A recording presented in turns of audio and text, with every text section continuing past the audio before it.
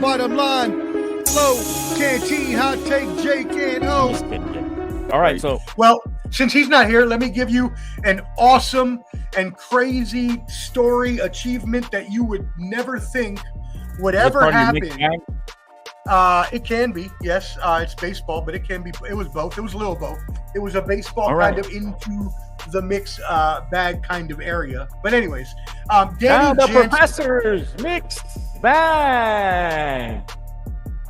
All right, so Danny Jansen made history this week. He was the first player to play for the competing teams in the same game. And so you're saying, what? How is that possible? He played in the same game for both teams? Yes, he did. So this is how this happened. That's the start of Monday was a continuation of a rain-suspended game between the Red Sox and the Blue Jays.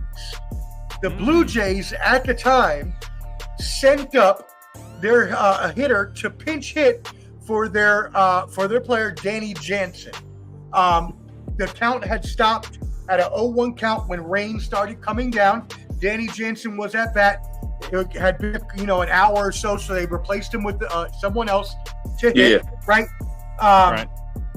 Eventually 4-1 defeat. At the same time, so Jansen on July 27th was traded from the Blue Jays to the Red Sox. Oh, wow. So then I'm reading all this from MLB.com article. Shout out to, I don't want to get it wrong. That's why. Wow. But anyways, the player who Jansen was traded for got injured. So now when he came over to Boston, they had to play the game again. The Red Sox put him in at that same position so that he would be there. Of the same game? Same game. So he played for Toronto to start the game.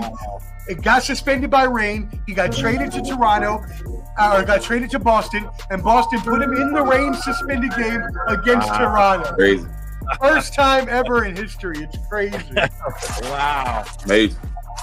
Shout out Danny Jansen. At least his name's in the record books, or some trivia question. That's a trivia question forever and ever. That's for real. Yeah. All right. Anything else from the mixed bag, Professor? Yeah, sure. A couple of little things. First of all, the NFL is looking into private equity funding. What does that mean? That means allowing corporations to be able to give in a certain amount of financing to the team for their salary cap, all that other stuff. Right now, all the other leagues let that happen up to 30%. They've come to realize that family ownership just doesn't work anymore since these franchises are so expensive and require so much money. This is probably going to be approved is what we're hearing. So we don't know the percentage, but look for the NFL to start allowing that in the future. NFL private equity financing.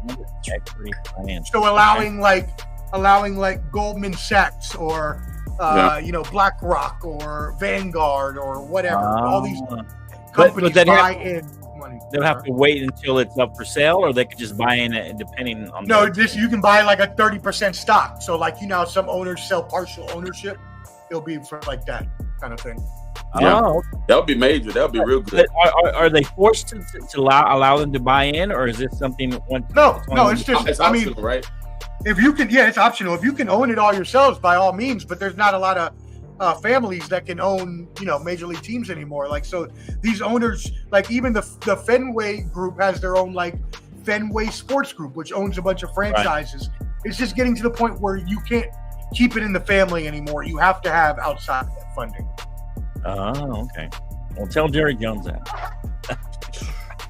And that's what That's I don't even know how he's hanging on, to be completely honest. But he runs the NFL. Obviously, he's got to be very, very rich to be able to do so. So, Well, probably worth $10 billion. So, anyway, all right, Professor. Anything else? Was that your? I thought you said a couple of things, but a couple more things. Fine. All right. I'm being quick with him. Hold on, a couple more things. Okay. Jamar Chase returned to practice. He hasn't signed a contract, but they're looking to do that this week. As well, Lydia already going to be a Hall of Famer, and she's only in her 20s. Won the British Women's Open or Women's Open yesterday, so shout out to her. And finally, make sure you check out Netflix for that new Connor Stalions sign stealing scandal documentary. It's pretty informing and pretty good. You seen any? All right, so that was the Professor. Bottom line, Canteen Hot Take Jake and O.